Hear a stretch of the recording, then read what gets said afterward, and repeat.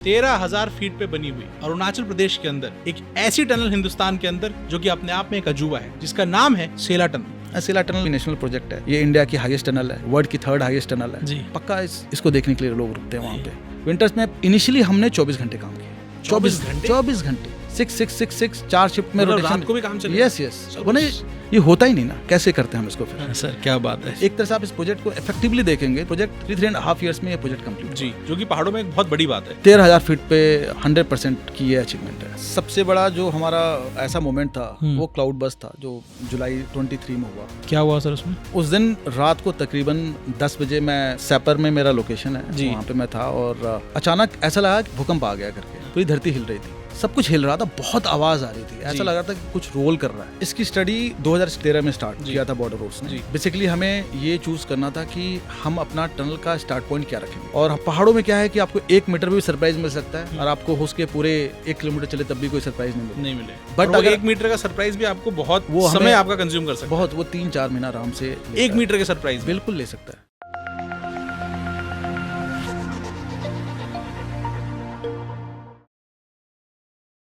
तेरह 13,000 फीट पे बनी हुई अरुणाचल प्रदेश के अंदर एक ऐसी टनल हिंदुस्तान के अंदर जो कि अपने आप में एक अजूबा है, जिसका नाम है सेला टनल।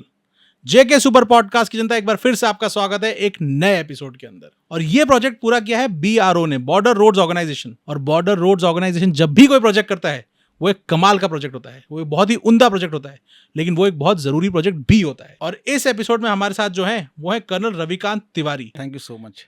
आज आप लोग जो पॉडकास्ट देखने वाले हैं, कमाल का पॉडकास्ट है, क्योंकि मैं आपको पहले ही डिस्क्लेमर में डाल देता हूँ कि सर एक बहुत ही एंथुजियास्टिक स्पीकर भी हैं। सर जब बात करेंगे तो आपका माहौल बन जाएगा, आपको मजा आ जाएगा। और जिस बारे में बात करेंगे वो चीज़ देश की एक गर्व करने वाली बात है, वो चीज़ कमाल की चीज़ है, उसके बारे में बात करेंगे। सर बहुत बहुत स्वागत है आपका। Thank you so much. Sir कैसे हैं? आई एम वेरी फाइन, बहुत ही अच्छा लग रहा है अभी ये अरुणाचल से दिल्ली आकर। जी, मौसम का मजा आ गया होगा सर। ये देश के 2 हिस्से हैं जी। वो देखते हैं ना कि कैसे टेम्परेचर जो वेरिएशन है जी। जहाँ यहाँ पे 48 डिग्री सेल्सियस चल रहा है, वहाँ पे 13 से 14 डिग्री है। हाँ। आप एक्चुअली 2 वर्ड देख सकते हैं just in a moment of 2 hours. जी, अमेजिंग। सर हम जिस प्रोजेक्ट के बारे में आज बात करने वाले हैं वो है सेला टनल। या वो अरुणाचल में है। यस, आप वहाँ पे पोस्टेड हैं Yes. इस समय पे। सबसे पहले क्योंकि इस बहुत बड़ा मुद्दा इस समय देश के अंदर टेम्परेचर का, मौसम का चल रहा है, पहले तो बताएं कि जहां आप हैं वहाँ टेम्परेचर कैसा है, मौसम कैसा है, उसके बारे में कुछ बताएं सर। अभी जिस दिन मैं वहाँ से निकला वहाँ पे तकरीबन 40 से 50 सेंटीमीटर की बारिश हुई है अभी आज के डेट में, द करंट सिचुएशन। जी। और साल के 12 महीने ये नॉन फैन स्टेशन है जहाँ मैं रहता हूँ जी, वो 6,500 फीट पर है। बट जो मेरा कंप्लीट एरिया ऑफ रिस्पॉन्सिबिलिटी जो हमारी है जी, वो 6,500 से 15,000 फीट तक चलती है।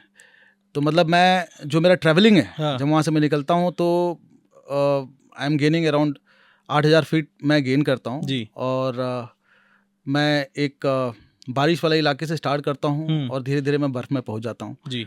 सो विंटर्स में वहाँ पे -20 तक जाता है, जो मेरे हाई रिचेज लाइक सेला टनल का जो एरिया है वो -20 तक जाता है। जी। समर्स में एट द मैक्स जो सेला टनल का एरिया है, अभी मैं जो हाईएस्ट एरिया है जहाँ पे हम लोग काम करते हैं, जी। समर्स में 10 डिग्री से ज़्यादा नहीं जाता। 10 डिग्री में तब बोल रहा हूँ जबकि ये ब्राइट सनी डे है, एकदम जो वहाँ का सबसे गर्म दिन होगा वो 10 डिग्री पे होगा। बिल्कुल। सर क्या बात है। और ये रहता है तकरीबन 3 महीने। वहाँ एक्चुअली 2 ही सीजन है, एक बारिश एक ठंडी। गर्मी का नामो निशान नहीं है एक्चुअली। या तो बारिश हो रही है, हाँ। बारिश के बाद जैसे बारिश खत्म होगी से अगस्त सितंबर में बारिश खत्म होती है जी। उसके बाद आपका सर्दी चालू होता है। जी।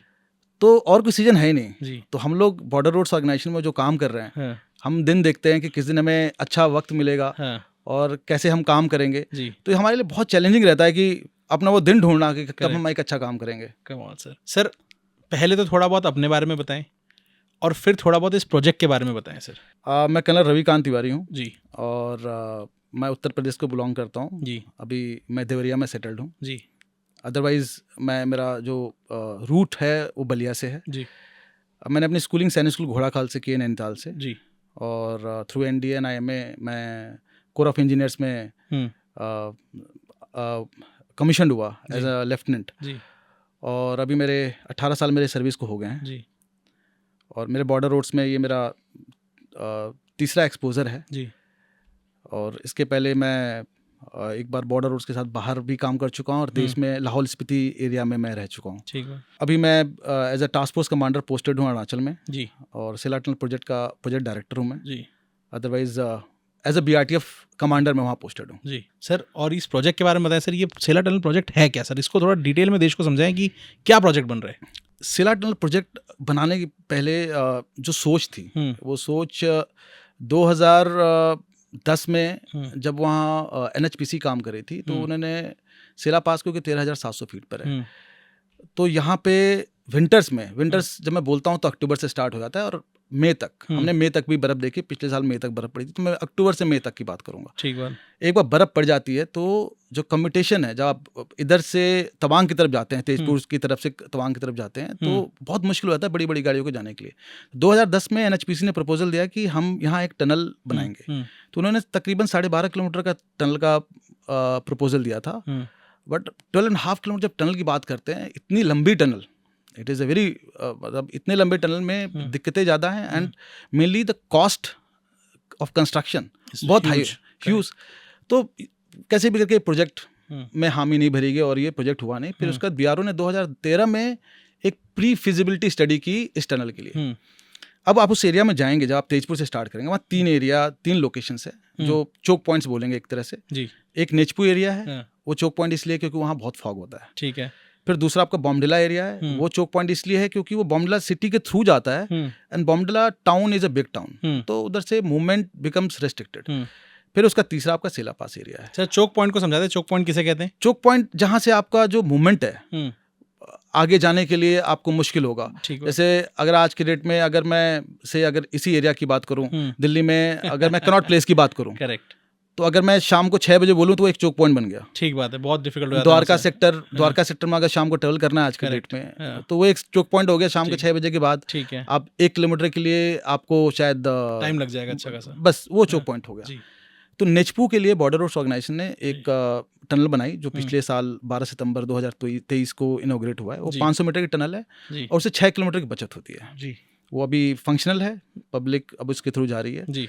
बॉम्डिला के लिए बॉर्डर रोड्स ऑर्गेनाइजेशन ने एक बाईपास बना दिया, पूरा टाउन को बाईपास करके, थोड़ा लंबा एरिया है जी। उससे तकरीबन आपको टाइम तो ज़्यादा लगता है बट बिल्कुल बिना रोक टोक के आप उस एरिया को क्रॉस कर सकते हैं। ठीक है। तीसरा सेला पास आया। हाँ। सेला पास के लिए बॉर्डर रोड्स ऑर्गेनाइजेशन को बोला गया कि आप क्योंकि सेला जो पास है उस पर जो रोड है, अगर आप इधर से जाएंगे तो 18 जिग हैं और पूरी रोड एक पहाड़ी के ऊपर है। 18 क्या है सर? जिग बोले तो मतलब टर्निंग्स जो आप कट करते हैं, रोड सीधे जाती है फिर वो टर्न करती है। करेक्ट। तो ये जो जिग्स बोलते हैं, तो 18 जिग्स हैं और एक ही पहाड़ी पर है। ठीक है। तो पहले ये बोला गया कि आप देखो इसी रोड को आप शायद चौड़ा करके आप इसी को इम्प्रूव करके आप ताकि ये बेटर हो जाए। वो अभी सिंगल लेन है, सिंगल मतलब एक ही सड़क है, उसी पे एक गाड़ी जा सकती है। 3.75 मीटर की विड्थ है बेसिकली। तो उस पे गाड़ी आना जाना, एंड पहाड़ी एरिया में क्या होता है कि कोई वैली साइड में जाना नहीं चाहता, सब लोग हिल साइड में जाना चाहते हैं, डर लगता है। वो अमूमन कोई भी ड्राइवर जो बाहर से घूमने भी आ रहा है उसको डर लगता है, तो चिपक तो बहुत दिक्कत का सामना करना पड़ता है, स्पेशली विंटर्स में। तो मैंने वहाँ पे 12 से 13 घंटा का चौक देखा, तो बहुत डिफिकल्ट होता था। तो इसके लिए बोला कि आप देखो इसी में बना सकते हो कि नहीं। तो जब हमने स्टडी की तो ये हमें अंदेशा लगा कि अगर हम इसको कट करेंगे तो ये पूरी रोड बंद हो जाएगी, और ये जो रोड है वो इस एरिया की लाइफलाइन है। BCT रोड जो बोलते हैं, बालीपारा चारीद्वार तवांग रोड, ये टोटल 317 किलोमीटर की रोड है।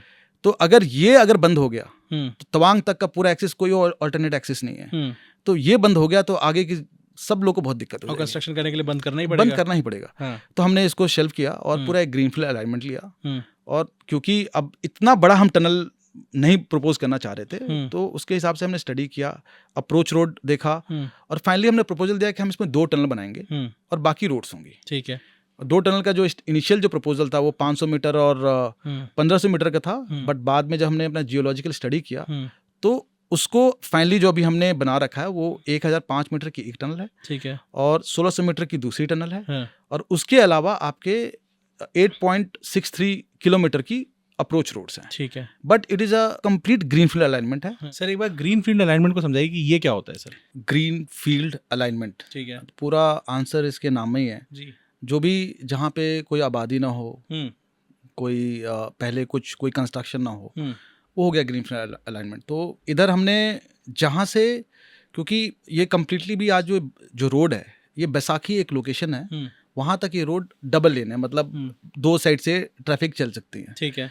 तो वहाँ तक डबल लेन था, जहाँ से सिंगल लेन रोड था तकरीबन 20 किलोमीटर का, वहीं से हमने एक अलाइनमेंट सर्च किया। ठीक है। जिसमें हमें 2 टनल, छोटे छोटे टनल बनाने पड़े हैं और मैक्सिमम पोर्शन रोड का हो। ठीक है। तो उस प्रपोजल को हमने जब बनाया तो उसमें हमारे 2 टनल, एक 500 मीटर का तकरीबन आया और एक तकरीबन 1500 मीटर का आया, और रोड तकरीबन 11-12 किलोमीटर की आई। लेकिन बाद में जब प्रॉपर हमने इसको जियोटेक स्टडी किया और इसका जियोलॉजिकल स्टडी किया, तो फाइनली जो टनल की लेंथ आज है, एक जो टनल 1 है वो 1005 मीटर की है, जो टनल 2 है 1600 मीटर की है, वो 1600 मीटर की है, और इन दोनों के बीच में 1100 मीटर गैप है जी। टनल 1 के लिए पहुंचने के लिए आपको तेजपुर साइड से तकरीबन 6.7 किलोमीटर चलना पड़ेगा, और टनल 2 के बाद आपको 700 मीटर चल के आप, वहाँ एक जगह है नूरानांग जी, आप वहाँ जाकर मिलते हैं और यू एग्जिट।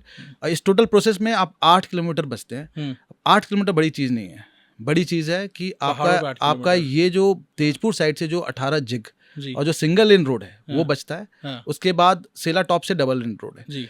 ये बचने की वजह से एज ऑन डेट जो मैंने देखा है मेरी गाड़ी में, मेरी गाड़ी जनरली बॉर्डर रोड्स की जो गाड़ियां हैं, थोड़ी हम लोग वहाँ के अकस्टम्ड होते हैं, तो हमारी गाड़ियां नेगोशिएट थोड़ा फास्ट करती हैं। Correct. But generally it is 1 hour, 1 घंटे का समय आपने बचा दिया है, बिल्कुल ही आराम से 1 घंटे लाइट व्हीकल्स, और बड़ी गाड़ियों के लिए तो 1.5 घंटे 2 घंटे, क्योंकि जब डबल लेन हो गया तो आपकी पूरा ट्रैफिक डिस्पर्स हो गया। करेक्ट। वो कहीं दिखती नहीं है, फील ही नहीं होता कि इधर गाड़ियां चल रही हैं।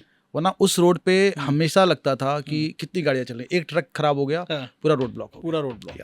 सर, जियोलॉजिकल चैलेंजेस के बारे में बात करते हैं। जब ये प्रोजेक्ट स्टार्ट हो रहा था, जब स्टार्ट हो रहा है तो इसकी जियोलॉजिकल स्टडी चल रही है, तो स्टडी के अंदर क्या क्या पाया गया सर? इसकी स्टडी 2013 में स्टार्ट किया था बॉर्डर रोड्स ने।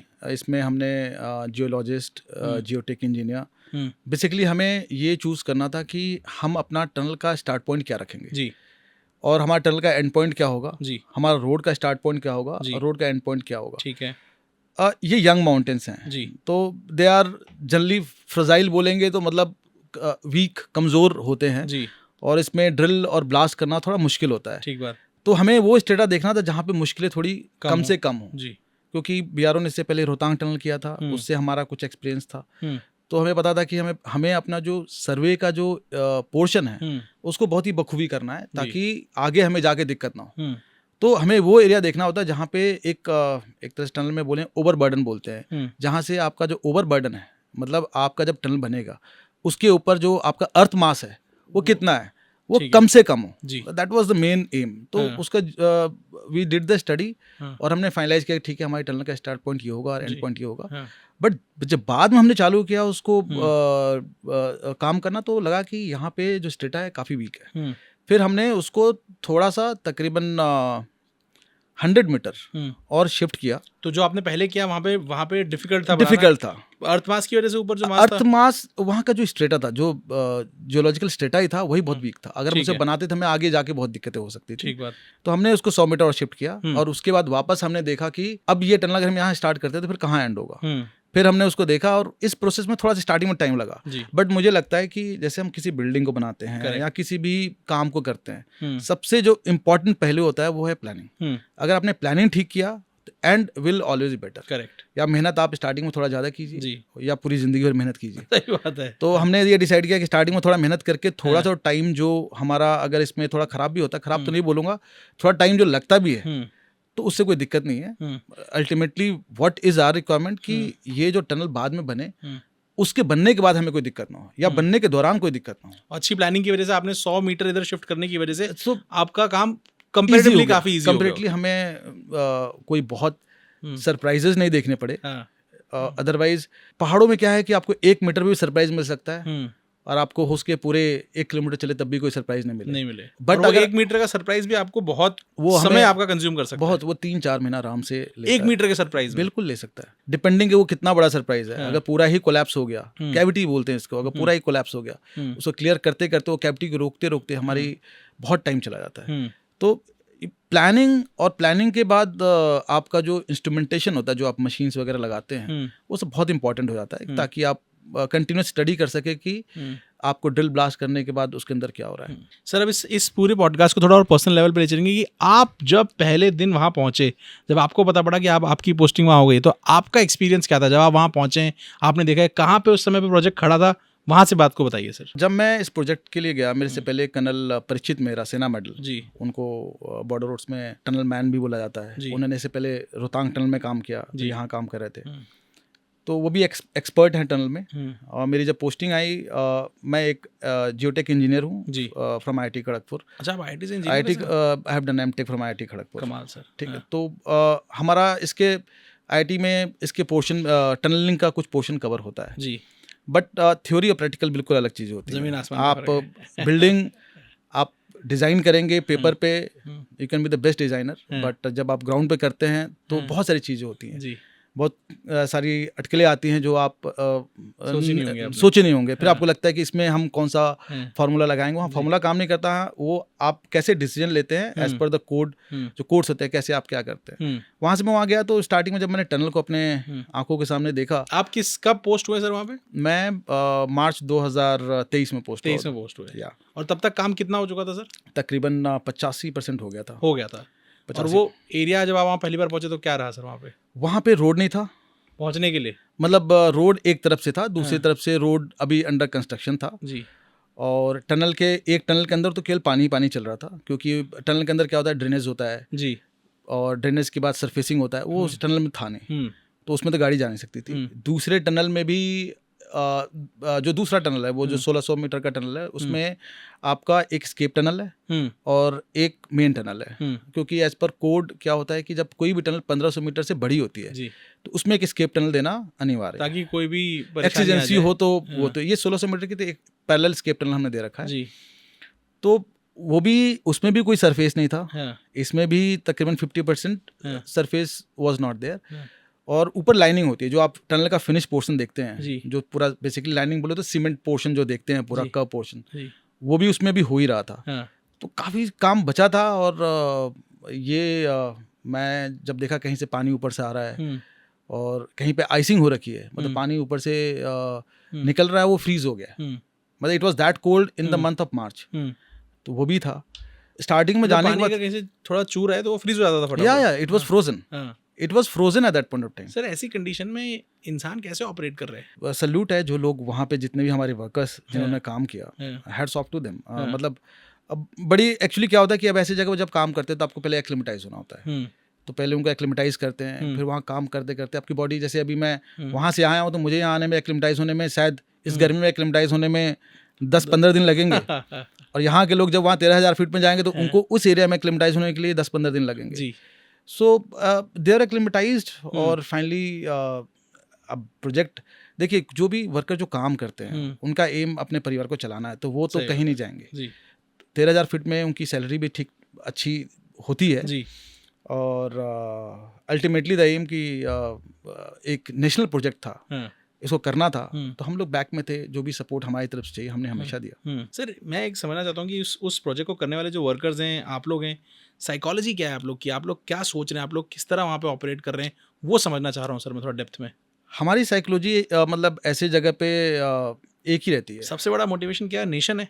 वही अगर आज ये यूनिफॉर्म हमने पहनी है, द फर्स्ट डे जब मैंने इस यूनिफॉर्म को पहनी, हमें कुछ और दिखता ही नहीं है नेशन के अलावा, सबसे बड़ी बात वही है। और वही चीज़ हमें कोई भी काम, और जितना कठिन काम होता है, हमारे आर्मी में हमें सिखाते हैं कि जितना कठिन काम है सबसे आगे लीड करना है, सबसे आगे से लीड करना है। और जब आप आगे से लीड करते हो ना, तो आपके पीछे पूरी फौज अपने आप ही आ जाती है जी। And that is the biggest thing and I have seen it number of times. इतनी जगह हमने देखा है, leader are not made and they are born. Correct. I put it other way, they are not born, they are made. They are made. ठीक है, तो आप वहाँ पे जाते हैं, अपने काम से आप लीडर बनते हैं, आप कैसे लीड कर रहे हैं जी। इस परिस्थितियों में सबसे आगे सबके सामने खड़े रहना बहुत ज़रूरी है। ठीक बात। अगर आप नहीं रहेंगे तो ऐसे काम हो नहीं पाएंगे। ठीक बात। तो सर आप वहाँ पहुँच गए हैं, अब आपने देखा 85% काम हो चुका है, काम चल रहा है, पानी टपक रहा है, वो फ्रीज हो जा रहा है, अब आपका क्या रिस्पॉन्सिबिलिटी वहाँ से शुरू होती है? मेरा रिस्पॉन्सिबिलिटी क्या होता है कि कोई जब प्रोजेक्ट शुरुआत होती है तब बहुत दिक्कतें होती हैं, और कोई प्रोजेक्ट जब खत्म होती है तब बहुत दिक्कत। जैसे आपने घर बनाना चालू किया, ठीक, घर का आपका फाउंडेशन आपने बनाना चालू किया, सबसे ज़्यादा दिक्कत वहीं पर होता है। आपने फाउंडेशन खोदा, वो देखा कि मिट्टी अलग से निकल गई, फिर आपने उसमें कुछ डाला, कहीं पानी निकल गया, कहीं कुछ हो गया, तो that is the first part. एक बार वो फाउंडेशन लग गया तो बिल्डिंग बनने में टाइम नहीं लगता। सही बात। फिर उसका बाद प्लास्टर करते हैं, हाँ, प्लास्टरिंग के बाद पूरा फिर आपका खेल दूसरा चालू होता है। पेंटिंग किया, हाँ, पेंटिंग में इतना छोटा काम है, जी, मतलब अगर आप बोले पूरी बिल्डिंग का पेंटिंग में बोलूँ तो 3 से 4% का काम होगा, ठीक बात। सबसे ज़्यादा टाइम उसी में लगता है। जी, हाँ, पेंटिंग के बाद आपको जो फिनिशेज हैं, दरवाजा, हाँ, प्लम्बिंग, हाँ, सबसे ज़्यादा टाइम उसी में लगता है। करेक्ट। और वो गलत हो जाए ना हाँ, तो पूरी बिल्डिंग का कुछ भी दिखता नहीं है, सत्यानाश। हाँ, दिखता भी नहीं है। एक्चुअली फिर बोलेंगे बिल्डिंग ही खराब है। हाँ। एक्चुअली पूरी बिल्डिंग आप कितना ही मजबूत बना लेंगे, जो फिनिशिंग अगर वो ठीक नहीं हुआ ठीक तो बात। फिर बिल्डिंग फिर नजर नहीं आती है। जी, सेम चीज़ यहाँ पे भी था। तो आप इनिशियल पार्ट में नहीं थे वहाँ पे? मैं आया लास्ट के 15% में, जो सबसे टफ था, काफी बड़ा चैलेंज था। बहुत टफ था। मैं तो बोलूँ पिछले 15 महीने से जो मैंने देखा वहाँ पे, हाँ, पहले तो लगता था कैसे करेंगे। हाँ, एक होता है कि जब हम किसी नेशनल प्रोजेक्ट करते हैं, सबकी एक टाइमलाइंस होती हैं, हम्म। तो हमें उस टाइमलाइन को स्टिक करना है। क्या और टाइमलाइन मिली थी आपको? इसका अर्लियर टाइमलाइन 2022 था।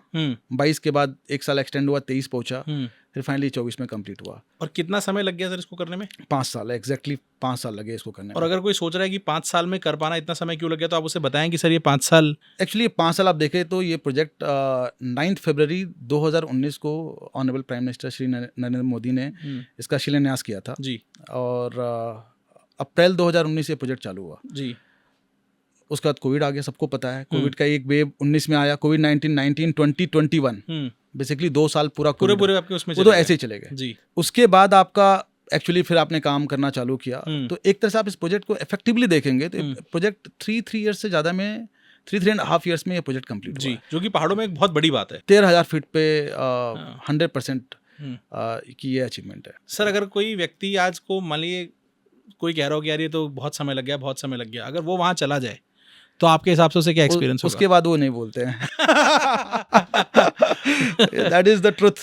जो वहाँ मेरे साथ कभी भी आए हैं वहाँ पे और जिन्होंने उस जगह को देखा है जी, उस जगह को देखने के बाद कोई नहीं बोलेगा कि 3-3.5 साल बहुत समय जो भी सितंबर, अक्टूबर, नवंबर, दिसंबर में जो लोग भी वहाँ आए हैं and they have seen that place, actually tough है। 13,000 फीट पे काम करना, आप हर चीज़ से लड़ रहे हैं। क्या चीज़ों से लड़ रहे हैं सर, आप बताइए। आप सबसे पहले तो अपने आप से लड़ रहे हैं कि आपको अपना मोटिवेशन बहुत हाई रखना है जी, एंड देन अब कमिंग टू इंजीनियरिंग टर्म्स, सबसे पहले अगर आपका एक मशीन ऑफ रोड जाता है तो उस मशीन का स्पेयर हम लाते हैं गुवाहाटी से। गुवाहाटी में वो स्पेयर अगर नहीं रेडली अवेलेबल है, बिकॉज जो भी वहाँ मशीन्स इस्तेमाल हुई हैं सारे Caterpillar, Cat, all the best companies उसके मशीन से इस्तेमाल हुए हैं, उसके स्पेयर्स गुवाहाटी में नहीं है तो वो दिल्ली से आएगा। ठीक है। तो किसी मशीन को ऑफ रोड से ऑन रोड होने में 1 हफ्ता बहुत ही आसानी से चला जाता है। ठीक है, पहला तो ये हो गया जी, स्पेयर्स और सारा कुछ लाना गुवाहाटी से, और सबसे पहले लड़ाई अपने आप से, फिर दूसरा फिर मशीनरी को हमें जिंदा रखना है वहाँ पे, काम करना है तो उसको मेंटेन करने के लिए हमें सारे स्पेयर्स, वैसे हम रेडली स्पेयर्स रखते थे लेकिन हमें नहीं पता कि आगे क्या खराब होगा। जी, तीसरा मशीन की लाइफ, उसको 30% कम कर दीजिए। अच्छा, जो मशीन 10 दिन चल सकती थी वो अब 7 ही दिन चलेगी क्योंकि मशीन विंटर में चलना है जी, और मशीन स्टार्टअप लेट स्टार्टअप होती है, फिर उसमें हम एक स्टार्टिंग कैप्सूल होता है वो इस्तेमाल करते हैं, उससे वैसे ही इंजन की लाइफ थोड़ी कम हो जाती है, बट कोई ऑप्शन नहीं क्या है। कैप्सूल है सर ये? वो हम डालते हैं, वो उससे मशीन क्या होता है ना, जब डीजल जो मशीन्स पहाड़ों में वो स्टार्ट होती नहीं है विंटर्स टाइम में, ठीक बात। तो एक तो विंटर ग्रेड डीजल हम इस्तेमाल करते हैं और दूसरा हम एक स्टार्टिंग कैप्सूल इस्तेमाल करते हैं, तो इससे मशीन स्टार्ट हो जाती है। अदरवाइज क्या होता है, आप उसको क्रैंक करते रहेंगे, वो मशीन स्टार्ट नहीं होगी, फिर आपके इंजन पे भी दिक्कत आती है, आपका बैटरी डिस्चार्ज हो सकता है। तो ये सारी चीज़ें हैं, मतलब existing as per the policy जो हम लोग BRO में भी करते हैं, वहाँ पे भी हमने मशीन में इस्तेमाल किया। तीसरा, मशीन की लाइफ कम हो गई, मशीन की लाइफ कम हो गई, मशीन की एफिशिएंसी कम हो गई जी, फिर इंसान की एफिशिएंसी, अच्छा एफिशिएंसी भी कम हो जाती है या 30% हम उसको सीधे रिड्यूस कर लेते हैं। अच्छा, वो भी मतलब नहीं, मतलब उस तरह का आउटपुट दे पाता जो प्लेन एरिया में दे रहा है। चौथा, जो वहाँ पे इंसान काम कर रहा है उसकी एफिशिएंसी, जो 8 घंटा नीचे काम कर रहा है, विंटर्स में तो 6 घंटे में हम रोटेशन कर देते हैं, अगली शिफ्ट या अगले रोटेशन वाले बंदे आते हैं, 6 का रोटेशन करते हैं। विंटर्स में इनिशियली हमने 24 घंटे काम किए, 24 घंटे 6 4 शिफ्ट में रोटेशन, रात को भी काम चलेगा। यस वो नहीं, ये होता ही नहीं ना, कैसे करते हैं हम इसको फिर। तो इनिशियली तो 24 घंटे काम किए, फिर बाद में धीरे धीरे जो रात की जो शिफ्ट है वो बंद कर दी हमने, तो इट वाज 18 आवर्स, 6 घंटे जो रात वाली शिफ्ट है, रात को 8 बजे बंद करते हैं। सर इस रात जो है वो ज़्यादा रिस्की है दिन से? नहीं, कुछ भी रिस्की तो नहीं है वहाँ पे। ठंड बहुत होती है जी। विंटर्स में। एक्चुअली क्या है कि जैसे मैं आपको प्रॉब्लम्स बता रहा था, एक तो ये हो गई, फिर होगा चौथा कि किसी भी सिविल इंजीनियरिंग में पानी सबसे ज़्यादा जरूरी चीज़ है। और वहाँ पे विंटर्स में पानी इतनी हर जगह से लेकिन नहीं है ही नहीं। वो तो सब नाले नदी सब फ्रीज हो जाते थे। नेचुरल सोर्स एक जगह से पानी आता था, फिर हमने उसको टैप किया। और जब आपको किसी भी ऐसे एरिया में अगर पानी को फ्रीज होने से बचाना है तो आप उसको सर्कुलेशन करते हैं। पानी जब तक चल रहा है तब तक वो फ्रीज नहीं होगा, बचेगा। तो हमने सर्कुलेशन सिस्टम चालू किया। फिर हमने एक बॉयलर वहाँ रखा, बॉयलर में पानी गर्म रहता था और उससे हमने सर्कुलेशन चालू किया तो पाइपलाइन भी फ्रीज नहीं होते थे।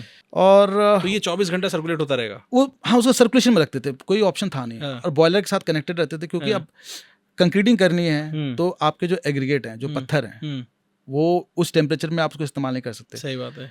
और जो पानी है तो वो गर्म पानी हम इस्तेमाल करते थे सैंड के साथ, से अराउंड 80 डिग्री सेल्सियस।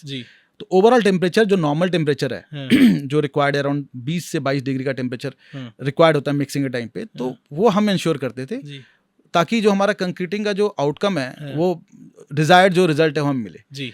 तो that was one thing which we did अपने पूरे जो इंजीनियरिंग ये सारे जो कोल्ड एरियाज हैं वहाँ पे ऐसे ही काम होता है। ठीक बात। देन आप केमिकल यूज करते हैं जिससे सेटिंग थोड़ा फास्ट हो जाए। फिर जो शटरिंग है बेसिकली तो चौथा पानी हो गया। फिर उसके बाद सर, उसके बाद आपका मौसम जो है, हम एक तो बारिश है, बारिश में केवल बारिश हो रही है। ठीक बात। सर्दी में केवल सर्दी हो रही है। तो आपका जो इफेक्टिव टाइम है ओवरऑल पूरे साल भर में मैं बोलूँ तो 4 से 5 महीने है। इंसान की एफिशिएंसी की कटौती, मशीन की एफिशिएंसी की कटौती, सब कुछ काट दो। और अब समय भी मुश्किल उसमें, तो सब कुछ काट के आप देखोगे तो कुछ टाइम ही नहीं है। अगर सबको अगर आप मल्टीप्लिकेशन डिवीजन करते जाएंगे तो हमारे पास टाइम नहीं था। तो हम मतलब वो 3 साल अगर हम प्लेन्स में काम करें तो वो मेरे ख्याल से 1 साल के बराबर हो जाएगा। एग्जैक्टली।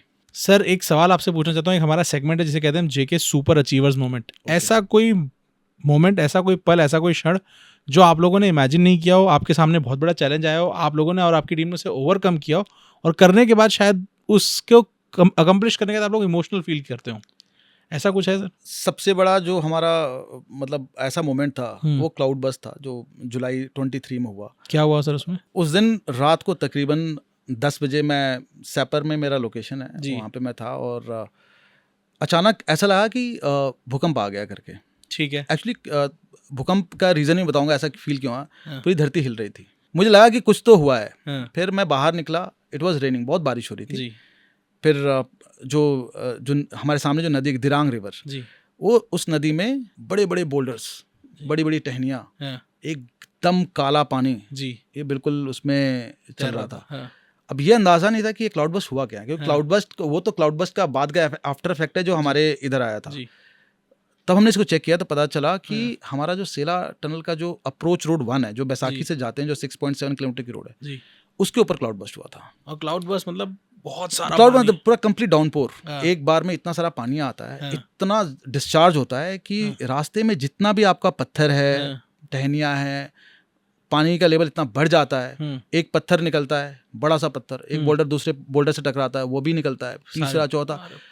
तो अल्टीमेटली इसमें केवल बोल्डर चलते हैं, लाइक केदारनाथ में जो हुआ था, तो केवल बोल्डर्स ही चलते हैं। पानी तो रहता ही है but it is more of boulders and it was coming from there. और पूरा वो जो नाला है, वो नाला सेला के पास एक टॉप पे ब्लास्ट हुआ, वहाँ से एक नाला, तो वो नाला आके नीचे तकरीबन दिरांग से 8 किलोमीटर ऊपर की तरफ वो मर्ज करता है दिरांग रिवर में। तो that whole thing was coming. और जब हम मैंने वहाँ पे जो प्रोजेक्ट मैनेजर थे उनसे बात किया, मैंने बोला कि आप जाके देखिए सब कुछ ठीक है कि नहीं। तो वहाँ से वो निकले और जब देखने के लिए वो गए तो पूरे रोड पे पानी था, पूरे रोड पे पानी। वो तो फिर आगे मैंने उनको फिर मना किया, मैंने बोला कि आपको जाने की जरूरत नहीं है। तो अल्टीमेटली जिंदगी, किसी के जिंदगी से ऊपर कोई भी मतलब कोई भी चीज़ इंपॉर्टेंट नहीं है। मैंने बोला आप छोड़ दीजिए, कल देखते हैं। हम वरीड थे कि वहाँ जो हमारे लेबर कैंप लेबर्स हैं उनको कुछ ना हुआ हो। ठीक थे? तो सब ठीक थे, लेकिन हमारी काफ़ी सारी मशीनरीज अगले दिन जब हम देखने गए तो पहली तो रोड जो 6.7 किलोमीटर की थी वो तकरीबन पूरी खत्म हो गई थी। और हमारी काफ़ी सारी मशीनरी दब गई थी, वॉश आउट हो गया था। टनल के अंदर नदी चल रही थी, literally it was all water in tunnel 1। Tunnel 2 के आगे बहुत बड़ा सा एक बोल्डर गिरा हुआ था, thank God nothing happened to the portal. तो बहुत डिवास्टेटिंग था। इतना बड़ा बोल्डर था कि पोर्टल भी, पूरा पोर्टल का आगे पूरा ढक गया था वो। इतना बड़ा बोल्डर था वो, उसको हटाने में हमें 10 से 15 दिन लगे। और बैसाखी साइड से हमारा टनल का एक्सेस 0 हो गया। वो हम 3 महीने लगा हमको ठीक करने में, मतलब जुलाई से लेकर अगस्त, सितंबर, अक्टूबर में जाके हम उस रोड को बस एक्सेसिबल बना पाए टनल 1 के लिए। क्योंकि क्या होता है कि अगर आप इधर से आते हैं तो आपके जो भी तेल के टैंकर हैं, जो भी आपके और भी इक्विपमेंट हैं, वो जल्दी से आपके साइट लोकेशन पहुंच जाते हैं जी। नहीं तो फिर आपको सेला टॉप से जाना है, उधर से आना है, टाइम इज मोर जी, एंड फ्यूल आपका भी खर्चा ज़्यादा हो रहा है, सब कुछ को सबको पेनल्टी लग गया। बट 3 महीने तक ये जद्दोजहद चली और उसके बाद जाके हमने इस रोड को पूरा सुचारू किया और बाद में हमने काम करना चालू किया। But it was very difficult. हमारा रोड का जो डैमेज हुआ बहुत ज़्यादा हुआ था, बट फाइनली अभी टनल को कोई डैमेज नहीं हुआ। टनल को कोई डैमेज नहीं हुआ। टनल तो डैमेज, टनल है इसलिए डैमेज नहीं हुआ, जो भी खुला था वो सारा डैमेज हो गया। रोड बहुत डैमेज हुआ, बहुत ज़्यादा, मतलब उसमें समझ लीजिए हमने पूरी रोड दोबारा बनाई है उसको एक तरह से। कमाल सर, बहुत ही डरावना एक्सपीरियंस है सर ये। वो दिन खराब था बहुत जी। और ऐसे और भी एक्सपीरियंसेस थे कुछ इस ये एक था जो वाज एनफ। भगवान ना करे ऐसा और भी कोई एक्सपीरियंस। नहीं, इट इज एंड हर जगह क्लाउड बस्ट हो रहे थे। ये हमारा मतलब सबसे कठिन वक्त था जी, जबकि हमारा टारगेट था कि नवंबर तक हम इस टनल को कंप्लीट करके देश को दे देंगे और सारे लोग यहाँ से जा पाएंगे। आई वॉज वेरी कॉन्फिडेंट, क्योंकि हम जब प्लानिंग करते हैं हमें पता होता है कि हम इस दिन ये करेंगे, ये करेंगे, ये करेंगे, बट प्लानिंग में ये फैक्टर हम कभी इंक्लूड नहीं करते। क्लाउड बर्स्ट हो जाएगा ये तो कोई सोच नहीं सकता, कोई इंक्लूड नहीं कर सकता, और कितने लेवल का होगा ये भी नहीं सोचते। और बेसिक प्रिकॉशन तो आप लेते ही होंगे, basic precaution, but cloud burst का कोई ही नहीं है, कोई ऐसी इंजीनियरिंग नहीं है जो क्लाउड बस्ट का कोई जवाब दे सके। Correct sir. सर जो आपका नुकसान हुआ ये लगभग कितने समय का नुकसान हो गया सर? कितना पीछे चले गए आप फिर प्रोजेक्ट में? मैं तो बोलूँ रोड जब हम बनाते हैं तो 1 साल 8-9 महीना 8-9 महीना हम पीछे चले गए। प्लस उसने जिस पोर्शन को डिस्टेबलाइज किया ना, उसको हमें अभी भी स्टेबलाइज कर रहे हैं, आगे भी स्टेबलाइज करते रहेंगे। रोड तो बना दिए, सब कुछ ठीक है जी, बट इसने पूरा कंप्लीट जो पूरी पहाड़ी है उसको कंप्लीट डिस्टेबलाइज कर दिया इसने। सर डिस्टेबलाइज करने का मतलब समझाएं कि क्या हो गया डिस्टेबलाइजेशन के अंदर? अब जैसे देखिए, जब भी हम पहाड़ को कट करते हैं, करेक्ट, तो द मोमेंट वी कट, वो हम उसको डिस्टेबलाइज हमने कर दिया जी। तो हमने इसको कट किया था, हमने ऑलरेडी इसको डिस्टेबलाइज किया था, लेकिन जो स्लोप्स होते हैं, जो पहाड़ कटने के बाद आपके जो हिल स्लोप्स होते हैं, वो जनरली जेंटल होते हैं जी। इस केस में क्या हुआ, जब वहाँ क्लाउड बस्ट हुआ था, कंप्लीट रोड, क्योंकि जो ये रोड है ये इसमें 3 जिग है जी। ऊपर क्लाउड बस्ट हुआ, वहाँ से पूरा पानी नीचे आने लगा, और ये एक जिग से दूसरे जिग से तीसरे जिग, सारे जिग के सारे स्लोप्स को कंप्लीटली बैरन कर दिया, लूज कर दिया। इसके जो कोहिजन था एकदम जीरो कर दिया। तो एकदम बिल्कुल आप उसे देखेंगे तो ऐसा लगता है कि बिल्कुल लूज मलबा टाइप, लूज रॉक एंड मलबा टाइप उस वक्त फीलिंग आ रही थी। उसके बाद हमने काफी इसको ठीक किया, वॉल बनाए। सर आप कैसे ठीक करते हैं इसको, क्या करना पड़ता है? जो लूज पोर्शन है उसको हटा दीजिए और बाद में उसके ऊपर आप कंक्रीटिंग कर दीजिए। तो हमने पूरे में कंक्रीट नहीं किया, जहाँ अभी तो ये था कि पहले हम जो भी मलबा है उसे क्लियर करें, और जो भी एकदम बिल्कुल इमीडिएट जिसको वो करना है उसको एड्रेस करें। उसको एड्रेस करके फिर हमने रोड कंस्ट्रक्शन किया। रोड कंस्ट्रक्शन के बाद अभी भी हमारा वो जो लड़ाई है इसको ठीक करने का, वो चलता रहेगा। क्योंकि पहाड़, जब आप पहाड़ को काटते हैं जो इतने सैकड़ों सालों से जो स्टेबल है, आप उसको टच भी करते हैं तो आप उसको डिस्टेबल, मतलब टोटली उसकी स्टेबिलिटी को आप खराब कर रहे हैं। ठीक बात। और उसके लिए हमारे पास है रिटेनिंग स्ट्रक्चर्स होते हैं, फिर नेलिंग होता है, शॉर्टकटिंग होता है, डिपेंडिंग कि वहाँ का जो ग्राउंड स्टेटा है क्या है, उसके हिसाब से हम अपना स्टेबलाइजेशन मेथड को चूज करते हैं। तो यहाँ पे अभी हमने तो वॉल बना के उसको स्टेबलाइज करके रखा है, क्योंकि इतना जो स्लोप है वो इतना हाई नहीं है कि हमें यहाँ पे एक स्लोप है जिसमें माइट भी आगे जाके हम उसमें नेलिंग और ये सारे टेक्निक का इस्तेमाल करके उसको स्टेबलाइज करें। बट फिलहाल के लिए तो ठीक है, अभी तो चल रहा है। सर आपने अपने टेक्निक्स की बात की है, मैं आपसे पूछूंगा कि आपकी नज़र में ऐसी 2 कोई टेक्निकल चीज़ें जो वहाँ पे हुई हों, जो आपकी नज़र में कमाल का काम हुआ, कोई भी अगर आप मुझे 2 बता सकें तो। 2 टेक्निकल, मैं तो बोलूँगा जो सारी ही चीज़ें जो हुई हैं, जैसे टनल ही जो बनाया हमने, इसको हमने न्यू ऑस्ट्रेलियन टनलिंग मेथड्स बनाया, NATM जी, ठीक है। और ये सिक्वेंशियल मेथड है। मतलब इसमें क्या होता है कि आप पहले पोर्शन को, आप जो फेस है आप उसको देखते हैं जी, फिर आप उसमें ड्रिल करते हैं जी, फिर उसको ब्लास्ट करते हैं जी, आप थोड़ा एडवांस करते हैं जी। ये पूरा फुल फेस ब्लास्ट नहीं करते हैं, हाफ फेस ब्लास्ट किया जी, आगे एडवांस किया जी, फिर उसके बाद इसको बोलते हैं हेडिंग जी, फिर उसके बाद आप बेंचिंग करते हैं। उसके बाद आप जब 100 मीटर आगे चले गए तो फिर आप वर्टिकली डाउन आप बेंचिंग करते हैं। इसमें क्या होता है कि कंप्लीट जो आपका जो 12 मीटर बाई 8 मीटर की जो टनल है जी, वो फ्रंट फेस पे आप ड्रिल ब्लास्ट नहीं करते जी आधा फ्रंट फेस करते हैं और आधा डाउन फेस पे करते हैं जी तो वो जो कंप्लीट जो आपका जो लोडिंग है हाँ। वो लोडिंग सिस्टम गेट्स डिस्ट्रीब्यूटेड वो ठीक है। डिस्ट्रीब्यूट होता है जी तो एक तो हमने ये सिस्टम जो इसमें वो किया जी दूसरा जो ये टनल बनाया है हमने एज पर इंटरनेशनल स्टैंडर्ड बनाया है जी इसमें जो सेफ्टी फीचर्स हैं वो हाँ। कमाल के हैं बताइए सर इसके बारे में कुछ। इसका सेफ्टी फीचर अभी स्टार्टिंग फ्रॉम आपके जो साइनेजेस हैं आपको टनल में थ्रू आउट गाइड किया जाएगा गाइड किया जाएगा इन्फॉर्मेटरी साइन है प्रोहिबिटरी साइन है जी एंड कॉशनरी साइन है जी इसके अलावा कैमरास हैं जी दोनों टनल में कैमरास हैं हाँ। फिर आपका स्मोक डिटेक्टर्स हैं ठीक है आपके हाइड्रेंट्स है फायर हाइड्रेंट्स हैं जी आपके पास आपके इमरजेंसी टेलीफोन्स हैं जी। हर 200 मीटर पे फिर हर आपको 200 मीटर पे हर फोन 200 लगा मीटर हुआ इमरजेंसी टेलीफोन है विच इज डायरेक्टली कंट्रोल्ड जो कि सीधे वहाँ कंट्रोल बिल्डिंग्स हैं है। जी उससे कनेक्टेड है जी। वहाँ पे एक बंदा बैठा हुआ है अगर किसी को लगता है कि यहाँ आग लगी है ही hmm. Can from there he can call hmm. और भी कोई दिक्कत होगी तो he can call from there जी इसके अलावा हर 75 मीटर पे पुश टू टॉक बटन है आप बस उसको प्रेस करेंगे एंड जो वहाँ पे कंट्रोल बिल्डिंग में जो बंदा बैठा हुआ है वो आपसे बात कर लेगा ये लगा हुआ है और इसके अलावा आपका सर दोनों लगाने की जरूरत क्या है। किसी को फोन पे अगर ऐसा लगता है कि ही इज नॉट कन्वीनियंट हाँ। और वो नंबर डायल कर रहे हैं कौन सा ये सोच रहा है पुश टू टॉक को बस जाना है प्रेस करना है ठीक न्यूज़ बात। हाँ। फिर उसमें आपके हॉर्न सिस्टम है अगर कोई इमरजेंसी या कहीं पे अगर आग लगती है तो वो हूटर बजने लगेगा जी फिर इसके अलावा आपके उसमें पीए सिस्टम लगे हुए हैं अगर हमें कुछ अनाउंस करना है तो कंट्रोल बिल्डिंग में बैठा हुआ बंदा अनाउंस कर सकता है एंड सब कोई उसे सुन सकता है इसके अलावा इसमें आपके जो हार्मफुल गैसेस के लिए एक सेंसर लगा रखा है जैसे वो हार्मफुल गैसेस की लेवल से ऊपर जाएगा तो इसमें आपके वेंटिलेशन फैंस हैं ठीक है। तो एक पर्टिकुलर जैसे अब कार्बन मोनोऑक्साइड है और भी जो हार्मफुल गैसेज हैं उसका एक लेवल होता है एक किसी भी टनल के अंदर जैसे वो बढ़ेगा वो वेंटिलेशन फैन ऑटोमेटिकली ऑन हो जाएंगे जी टिल द टाइम जो ऑप्टिमम लेवल है वो हम अचीव ना कर लें तो ये सारे सिस्टम के साथ हमने एक स्केप टनल बनाया है जो मतलब 1500 मीटर के बाद एक स्केप टनल चाहिए तो बेसिकली इट इज़ ये एक टनल के बराबर ही है Correct. ये टनल की हाइट आपकी 8 मीटर है तो उस टनल की हाइट 5 मीटर है बस इतना ही अंतर है बाकी वो भी एक पूरी टनल है पूरी टनल है पैरेलल टनल है। अच्छा। और ये 250 मीटर के गैप पे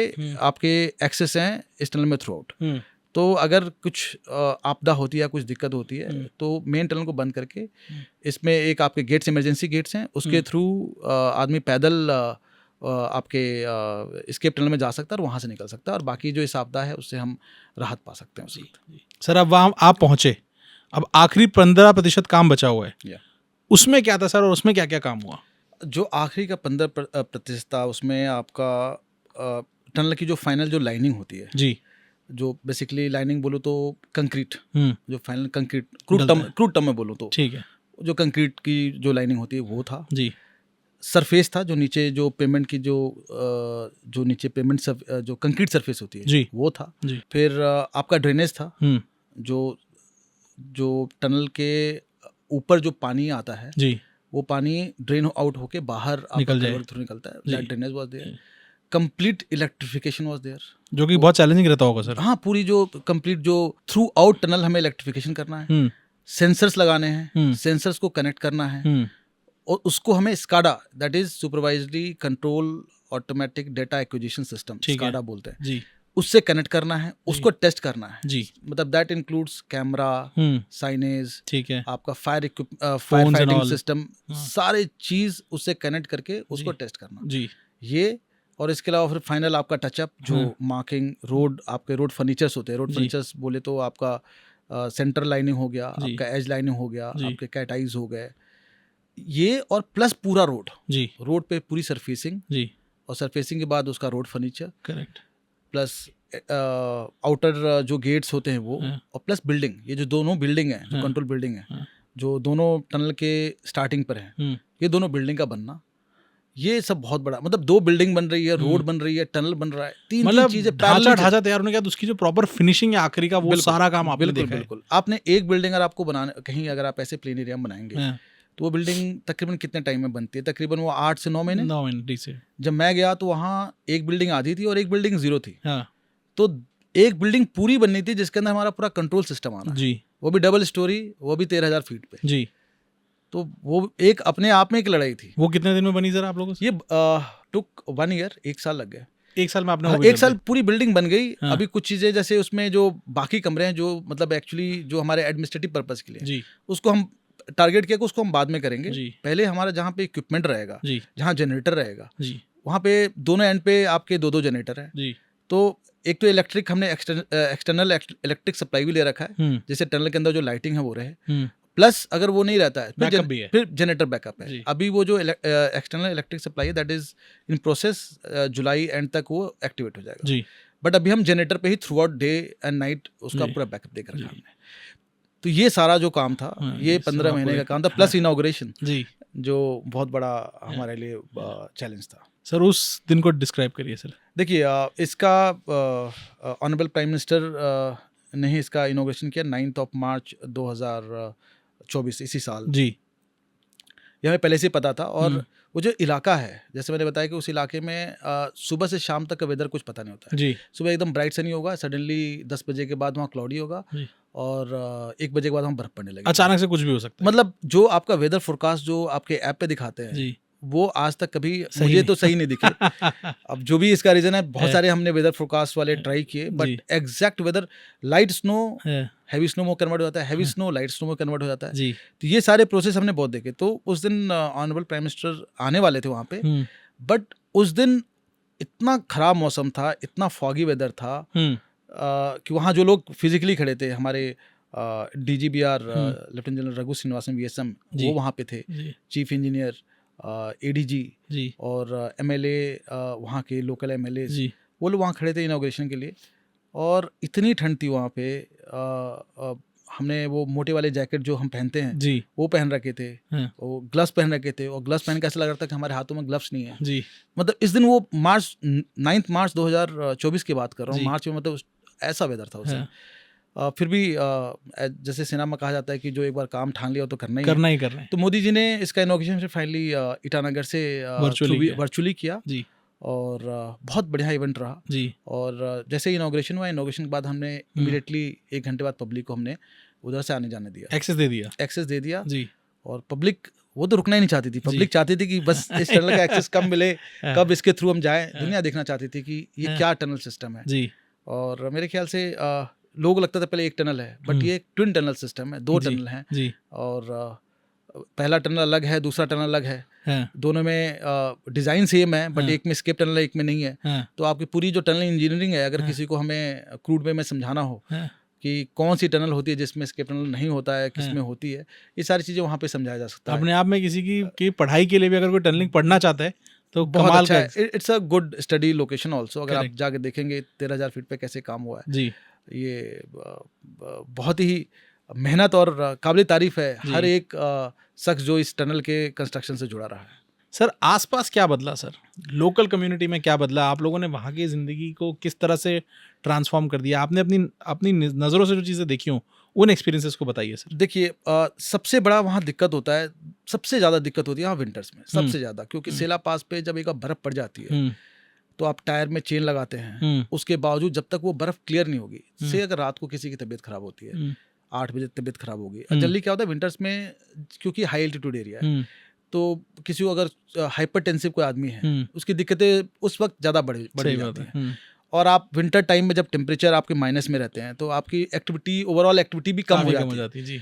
तो उस वक्त अगर कोई मेडिकल इमरजेंसी केसेस होते थे तो मतलब हमारे लिए बहुत बड़ा चैलेंज होता था, जबकि बॉर्डर रोड्स रात को 12 बजे 1 बजे कभी भी है, कुछ भी है, हम अपने मशीन से स्नो क्लेंस तो करते हैं, लेकिन वो जो वक्त है जो बहुत क्रिटिकल होता है किसी पेशेंट के लिए, वो वक्त हमने इस टनल के थ्रू तो खत्म कर दिया। एक तो 1 घंटा हमने वैसे ही कम कर दिया, प्लस इस टनल में क्या है, इसमें बर्फ़ पड़ेगा लेकिन वो सेला पास पे बर्फ़ थोड़ी ज़्यादा पड़ती है, और जैसे ही आप थोड़ा सा आप वेस्टवर्ड्स चलते हैं वो बर्फ़ का जो एक्युमुलेशन है वो थोड़ा कम होता जाता है जी। तो ये वेस्टवर्ड्स है जी। तो इधर बर्फ़ कभी कम पड़ती है, और ज़्यादा से ज़्यादा जो मैंने देखा है अभी पिछले 1.25 साल में, आधा 1 फीट से ज़्यादा बर्फ़ पड़ती नहीं। और चूँकि ये रोड बहुत चौड़ी है, बिटुमिनस रोड है, काली रोड है, तो बस एक मशीन लगा के विदिन 15 मिनट्स हम इसको क्लियर कर सकते हैं। 15-20 मिनट पूरी रोड क्लियर हो जाती है, एक मशीन चल जाती है तो पूरा क्लियर हो जाएगा जी। मुझे पर्सनली कभी वहाँ पे किसी भी स्नो क्लियरेंस वाली मशीन की जरूरत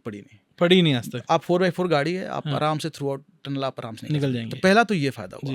दूसरा हुआ, जो भी चीजें विंटर में क्या होता था कि सेला के उस पार विंटर स्टॉकिंग होती थी, तो आप कोई चीज को स्टॉक कर रहे हैं तो उसकी कीमत वैसे ही बढ़ जाती है। तो जो चीजों की जितनी भी आइटम्स है, चाहे डीजल है, पेट्रोल है, और भी जो खाने की जो सामग्री है, उस सबके जो ओवरऑल कॉस्ट है अब वो धीरे धीरे करके कम हो जाएंगे, बिकॉज आप थ्रू आउट द ईयर आप एक्सेसिबल है। तीसरा, पहले जो टूरिस्ट सोचते थे कि अब दिसंबर के बाद आना है, नहीं आना है, अब वो थ्रू आउट द ईयर इस एरिया में आ सकते हैं, तो एक टूरिज्म को एक बहुत बड़ा बूस्ट मिलेगा। सर, टूरिज्म के लिए स्पेसिफिकली भी हमने और भी कुछ किया है?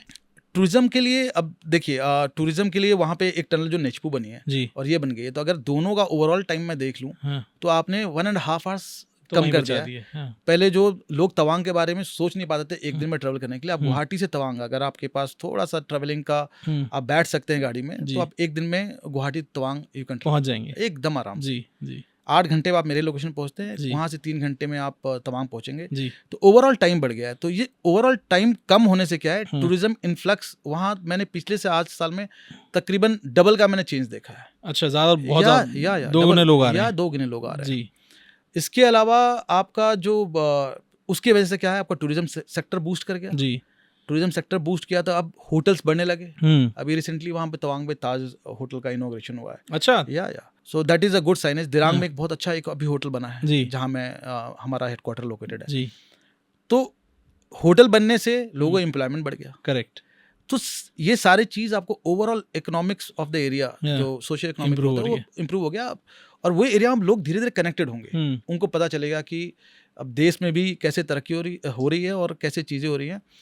और बाय फार ये जो एरिया है, यहाँ का जो रोड है, by far one of the best roads आप जो पहाड़ों में देखेंगे। जो इनफैक्ट आप ये भी बोल रहे हैं जो बीआरओ में भी कंस्ट्रक्ट है, उसमें भी सबसे one of the best roads, complete conviction मैं कह सकता हूँ। और लोगों को लगता है, जैसे मैं अपने दोस्तों से कभी बातें करता हूँ, बोले यार वहाँ पे गाड़ी आएगा कि नहीं, वहाँ मैं पहुँच पाऊंगा कि नहीं, मैं उनको कन्विंस करता हूँ पहुँच जाएगा। उनको लगता है, तवांग सुनते लगता है कि यार वहाँ कुछ होगा ही नहीं करके। मैं आपको सच्चाई बता रहा हूँ, मेरे काफ़ी दोस्त वो काफ़ी डरे हुए से फ़ोन पर साउंड करते हैं कि यार कहाँ तक रोड अच्छी है, कहाँ तक कैसे आएंगे, कहीं फंसेंगे तो नहीं। मैंने बोला अभी ऐसा कुछ नहीं है, एक बार आप इस एरिया में आओगे and then you will realise by far it is the best location to travel. आपका अपना कॉन्फिडेंस गेन हो जाएगा। या मतलब अभी मेरे काफ़ी दोस्त गए हैं, वो इतने खुश होके गए वहाँ से, और वो बोले थे कि यार इतनी अच्छी रोड तो हमने कहीं नहीं देखी, प्लेन में भी नहीं देखी इतनी अच्छी रोड। एंड सच्चाई है, टनल अपने आप में टूरिज्म स्पॉट बन चुका है ऑलरेडी। कोई भी वहाँ आता है, वहाँ उसकी गाड़ी रुकती है, सेल्फी वहाँ एक सेल्फी होती है। और आगे भी हम उसको थोड़ा सा और बेहतर बनाएंगे, ताकि और भी लोग और भी अट्रैक्टिव बनाएंगे, ताकि और लोग रुके। लेकिन फिलहाल वहाँ बस यही देख के कि यू आर एट 13,000 फीट, उस एक सेल्फी के लिए पक्का वहाँ लोग रुकते हैं। सेला टनल वैसे भी नेशनल प्रोजेक्ट है, ये इंडिया की हाईएस्ट टनल है, वर्ल्ड की 3rd हाईएस्ट टनल है। सो अपने आप में ये एक रिकॉर्ड है, तो पक्का इसको देखने के लिए लोग रुकते हैं वहाँ पे। सर, टनल बन के तैयार है, टूरिज्म आ रहा है, लोग आ रहे हैं, काफ़ी कुछ हो रहा है, मेंटेनेंस की तरफ आप लोग का किस तरह का फोकस है? देखिए, मेंटेनेंस के लिए अभी हमने क्या किया, जैसे अभी आज के डेट में जो बोलते हैं कि जो देश का ही पूरा जोर है कि machinery and automatic, less man power and everything, तो हमने स्काडा लगा दिया, तो हमारा ऑलमोस्ट समझ लीजिए 70% से 80% मैन पावर वैसे ही खत्म हो गया। डेटा कलेक्शन आगे सारा सब एक जगह बैठे हैं, आप वहाँ से कैमरा मॉनिटर कर रहे हैं, आप वहाँ अंदर का एवरी लेवल, आपका कार्बन मोनोऑक्साइड, अगर कोई आग लगती है तो वहीं से आप फायर हाइड्रेंट सिस्टम भी ऑन कर सकते हैं। तो सारा कुछ 2 कमरों में बैठ के हो रहा है। तो वहाँ परमानेंटली हमारे 2 बंदे रहते हैं जो रोटेशन बेसिस पे चेंज होते रहते हैं। इसके अलावा रोड पे हम दिन में 3 से 4 बार हमारे जो लोग हैं वो चक्कर काटते हैं, देखते हैं कहीं पे कोई दिक्कत है, तो दैट इज एड्रेस। ठीक है। तो whole day manning and operation from वो कंट्रोल बिल्डिंग से वो तो चलता रहता है।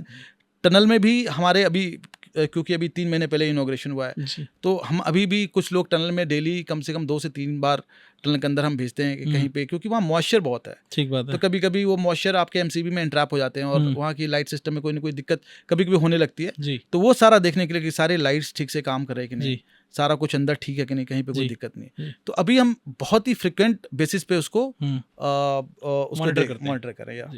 कमाल सर, पहले तो मैं आपका बहुत बहुत शुक्रिया अदा करना चाहूँगा, क्योंकि जिस तरह का काम आप लोग करते हैं हम तो अपने आप को नॉर्मल समझते हैं, सिविलियन समझते हैं, हम लोग के तो बस की नहीं है सर ये कर पाना। नहीं, आप लोग का सपोर्ट है सर ये सिविलियंस, पूरा देश का जो सपोर्ट है जी आप ही के सपोर्ट से हम लोग ये काम कर पाते हैं। सर, मेंटल सपोर्ट है पूरा वो है, लेकिन फिजिकली तो आप लोग को ही करना पड़ता है, और उसकी क्या परेशानियां ये आप ही जानते हैं। नहीं, तो सबसे पहले तो जेके सुपर सीमेंट की तरफ से और हमारी तरफ से बहुत बहुत धन्यवाद sir. Thank you so much. बहुत बहुत धन्यवाद कि आपने समय निकाला सर, अरुणाचल प्रदेश से खुद आए हैं ये पॉडकास्ट करने के लिए, तो उसके लिए भी बहुत बहुत धन्यवाद सर। Thank you. और मैं चाहता हूँ कि आपकी ये टनल और आपके सारे किए हुए प्रोजेक्ट्स देश में इतना नाम करें कि हमारे बीआरओ का वैसे भी नाम है ही है और नाम ऊंचा हो सर। थैंक यू, बहुत बहुत धन्यवाद sir. Thank you so much for doing JK super podcast podcast. Meeting. Thank you sir. Thank you.